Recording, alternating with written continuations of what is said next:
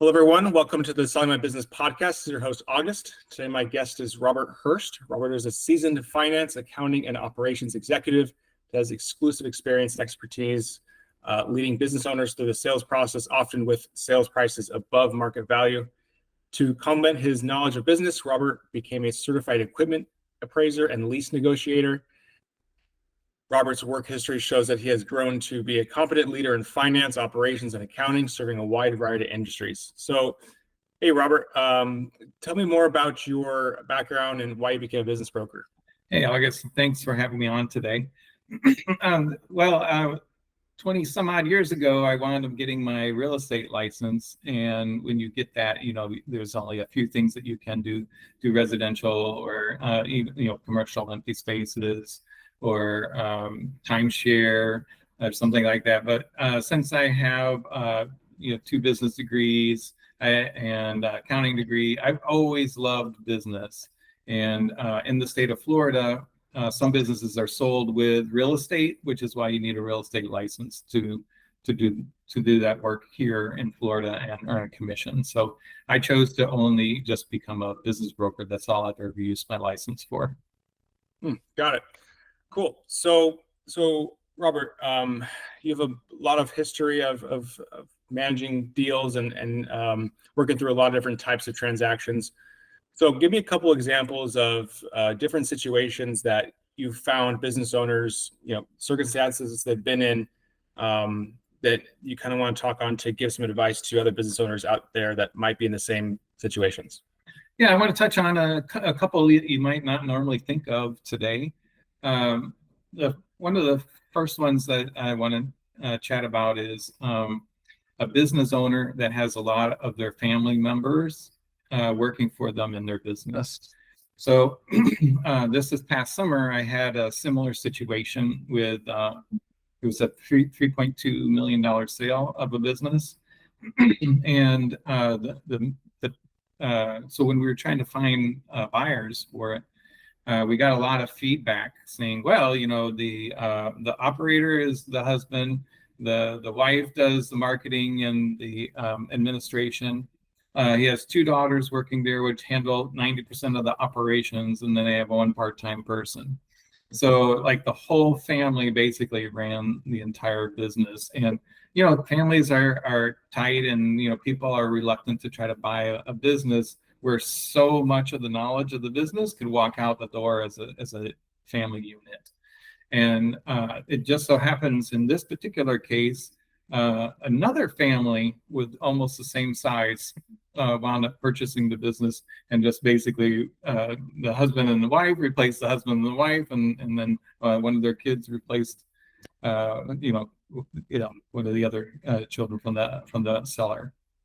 But that doesn't happen too often, and I would really recommend against it. So if you have some time before you actually sell your business, I would look to start replacing some of the family members with employees, teach them what, and those employees would then stay on, so that knowledge is transferred to the new owner. Wow. So how many have you been in situations like that with businesses, whether it's like husband and wife or? Oh yeah, almost. I would say more than half have seems like some sort of family member associated with it as well. And I'm talking mostly Main Street. If you're walking up and down Main Street, going all the plazas and stuff, a lot of them have some family members. So that situation is crazy because you ended up replacing the business owner and the family with another business owner and his family. So insane. But I'm sure along that process of trying to sell a business, you're thinking that you probably, usually people hire their sons and daughters because, they potentially don't have to pay them as much, or maybe they get some kind of free labor out of their family and stuff like that. How do you find selling those businesses where they're selling a business, but they don't really have a payroll because the payrolls are family? How can you really find the right profit margin, or the actual financials for a business like that? Yeah. So any non-payment to a family member, if those dollars exist, will roll into some sort of owner's benefit anyway. So it'll either flow down to the net income line, or they'll spend it on something else, like that kind of personal. So we can do those add backs and account for that money. That the new owner wouldn't necessarily have to spend that way. They could either pocket it or spend it on a salaried person, and then they would know what their adjusted net income is before they made an offer. Got it. Okay, that's good information. Yeah. So Robert, I think you had another kind of thing you wanted to talk about when it comes to advice for business owners. Sure. One thing that business owners need to do is try to increase the number of potential buyers. If you think of potential buyers in a triangle shape, the large the bottom section are people with like $10,000 or $20,000 or some money in their 401k, and then at the top of the triangle is going to be less people that have $1 million or $2 million cash on hand. And so what we want to do is open up to attract the buyers at the bottom. And there's several strategies that you can employ to do that. So the first thing is, if you have time, and if you have 3 years would be best, 2 years is okay, but if you have 3 years, that'd be best. But take every dollar and capture it on your tax return. So that way, when you go to sell your business, you can have that business pre-qualified for SBA lending. And then somebody just needs 10% down in order to buy your business. And when they get 10% down, they're going to get back probably a little over half of that in working capital. So they're not, they may put 80,000 down and get 50,000 back in working capital, and and therefore they're really only out like $30,000, because they're not the money back to work. So you're with that SBA financing, you're really opening up closer to the bottom of that triangle and trying to capture as many of those buyers as possible. Good. So Curious, is that something that a lot of business owners do as set themselves up that way, or is this a rare thing that is kind of like a hidden gem that business owners, a lot of them have no idea?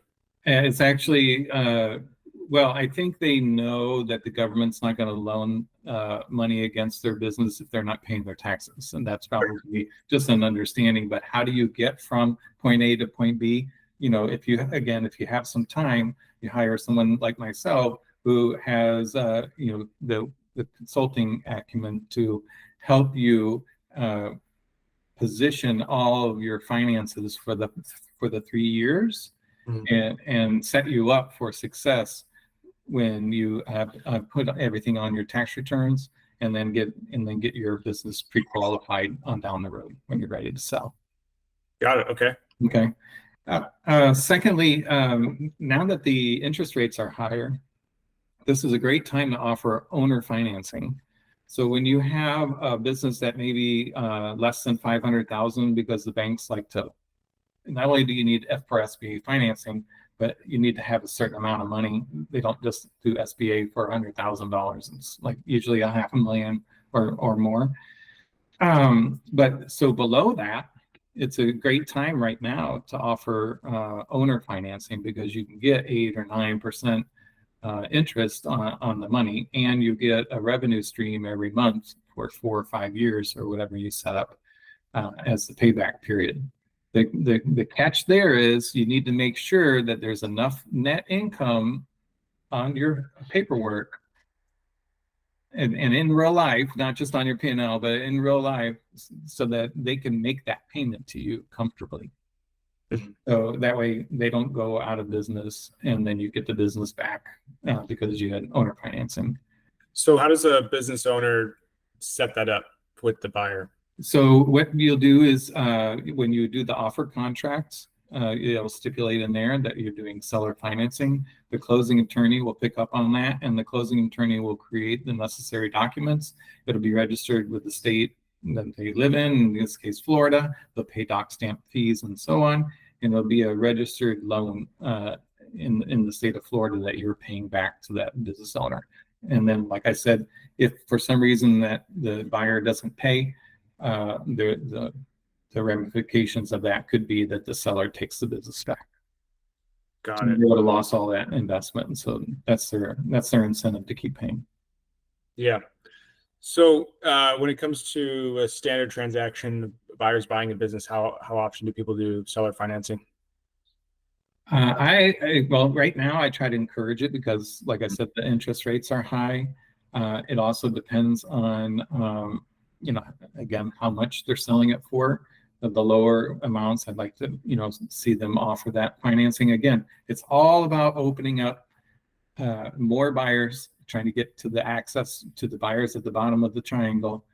And the way to do that is to make sure that your down payment is as low as possible. Yeah, got it. Okay. Anything else on that note? Yeah, sure. There's also an opportunity for E2 visas. So an E2 visa is a way for a foreign national to purchase a business and then get a visa to live here and live in the United States. And so they have to make a certain amount of investment, a substantial amount, like 100,000 or more. So they have to come in with a certain amount of money and make that investment. It has to be in a for-profit business. There's I don't know if there's necessarily employee requirements, but they like to see that there's employees that you're employing, and so that you're contributing to the economy here locally by hiring people.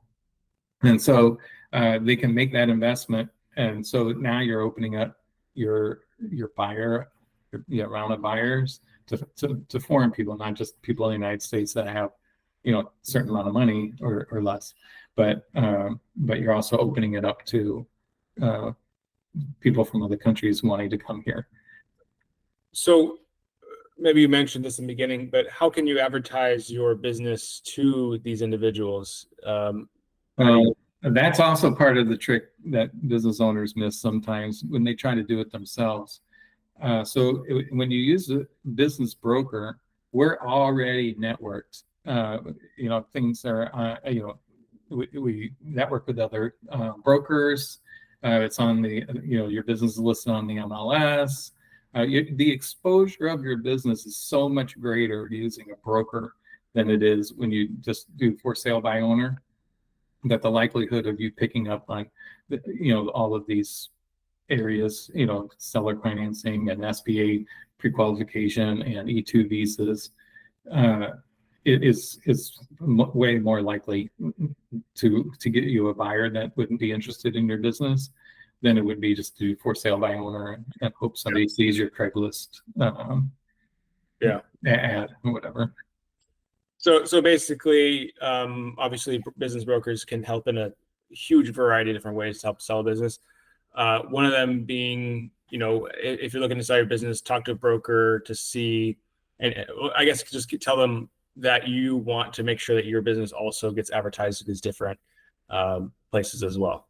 That's correct. Yeah, as well as long as your business qualifies for E2 visa, then you should definitely try to,